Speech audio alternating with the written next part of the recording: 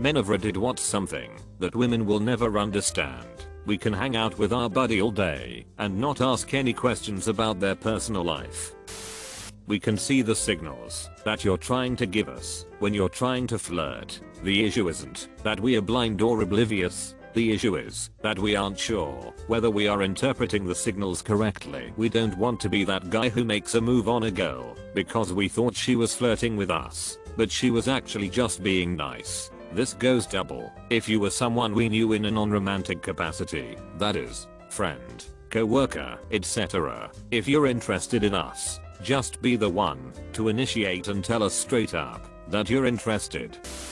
Some women do, but most will never understand the feeling when you cut your hair short and you keep dragging your hand up the back of your head because it feels like a hedgehog. However disappointed you are when we can't get it up or keep it up is 100 times less than the disappointment we feel. We care about you way more than you think. My 22-year-old daughter had been seeing a guy for a few months, but then noticed after a while he seemed a little distant. She asked my advice and said she thought she just needed to get out of her own head. I suggested she casually bring up the subject and see what he says. I also suggested she be intentional about making him feel safe. If he knows you can handle any bad news, he is likely to be more forthcoming. My daughter followed my advice. Turns out he thinks she's amazing, but really doesn't see them staying together long term because he does care about her. He was terrified to let her know what he had been feeling. I told my daughter that, while I was sorry the relationship did not go the way she would have liked, I was really proud of her for making the guy feel safe and for having the courage to bring up the issue with him. Ending the relationship off on good terms is better than ending it rocky, and communication helps with that. Communication also helps with keeping the relationship healthy, so good on her and the boyfriend. It's a valuable skill and comfortable memory. Also, many times guys feel like that it ends up being due to themselves and not the women, which is why communication is so helpful. The pressure of being expected by society to be the initiator and pursuer in any romantic situation. If you're not good at this and struggle to learn how, you are likely to starve, metaphorically speaking, and live a life of solitude. By contrast, women are more likely to be hit on or approached even if they are shy, which has its own problems, obviously, but women will never understand this specific feeling of pressure. I spoke with my brother over the phone. I'll be asked questions about him. What's he doing nowadays? How is he? Does he have plans this weekend? My answer: IDK. We didn't talk about that. What did y'all talk about? Nothing, lol. When you ask what I'm thinking about, and I say nothing, I mean it. There was literally not a single thought going on in my head at that moment. I straight up had my brain in standby up until the moment you asked what are you thinking about. Women I've talked to don't seem to understand that, but the men do. I realize that this is a generalization and that exceptions likely exist, but in my own experiences that's what I've found. Here's one I noticed in my adventures in bouncing. Most men really don't want to fight. They'll say they do. They'll act like they do, but deep down most men are afraid to engage in physical confrontation. Not because they are afraid of getting hurt, more that they are afraid of being embarrassed. That's why you see a 120 pounds girl able to push her 200 pounds boyfriend back while he's telling the other guy you don't know who you're messing with. Two 200 pounds men fighting, I could get them apart like nothing. However, two 120 pounds girls going at it, screw it, call for help. Lol, this definitely held true back in high school too. The guys may exchange a few blows, but it was always more crowd hype. They'd get broken up quick and easy, before teachers/security could even get there. The girls punched the teachers who tried to break them up. One needed stitches from a girl's ring. You could always tell when there was a recent fight, when the tumbler webs would roll by in the wind. Sometimes we want to just simply be alone.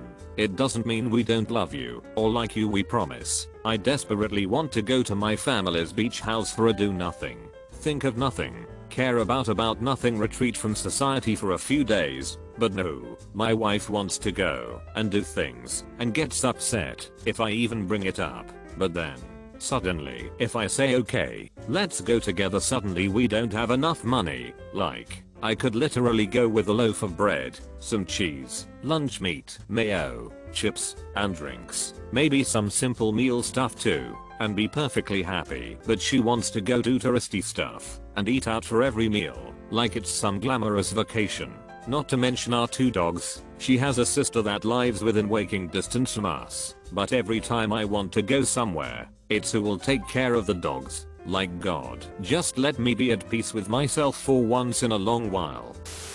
If we say we are doing nothing, nothing is not a void waiting to be filled. Nothing is the activity and we love doing it. Also, if you think we don't listen, there's a damn good chance that you were ambiguous in what you said. We heard the words you actually said, but you failed to convey to us what you actually meant to convey.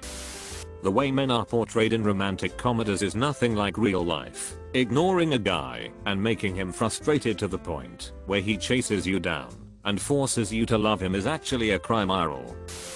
That a lot of us men are emotional people, but we often don't show it. The emotional struggle that we sometimes go through is really difficult, especially when we can't vent. We don't speak with hints. We are very direct. If you want something, come right out and say so. And the direct part is also in relation to answers in regards to problems. We can listen, but often we want to help the other female person or partner, but often the partner does not want any solution. They just want to talk about it, which could make the situation more complicated, because we men are solution oriented. A lot of us will go a very long time without receiving a compliment on our appearance, especially from other men. How difficult it is to receive validation on things you work hard on. Women will do their nails and have 15 people tell them how good they did. I'll rebuild a whole car and be lucky to have some guy tell me my car sucks. Not being trusted to be alone with children, or even your own, because of your gender. When you are abused by a woman, being afraid to call the police or seek help, not only because you fear you won't be believed, but that you will be labeled as the abuser. That when you get hit in the testicles, the pain is so bad, due to all of the nerves, that men have been known to pass out from the pain. IDK, it's treated as a joke, but it's seriously painful, and there's like a phantom pain, where you can feel it days after it has healed. Not having any kind of seasonal decoration is fine. Using the default background on your PC is fine. No drawings in your personal calendar / notebook / diary is fine. I mean, it sure looks nice when someone decorates stuff, but a lot of men don't take the time or just feel any need to do it. That generally men treat emotional intimacy like women treat physical intimacy. It's not something you do with everyone, only with someone that means a lot to you. Sometimes you're not in the mood, and it's kind of messed up if your partner keeps pressuring you to do it, and it's really messed up if you do it and your partner goes and talks about it with all their friends. When a girl gets a compliment, she will probably forget after an hour or two. When a boy gets a compliment, he will remember that for ages.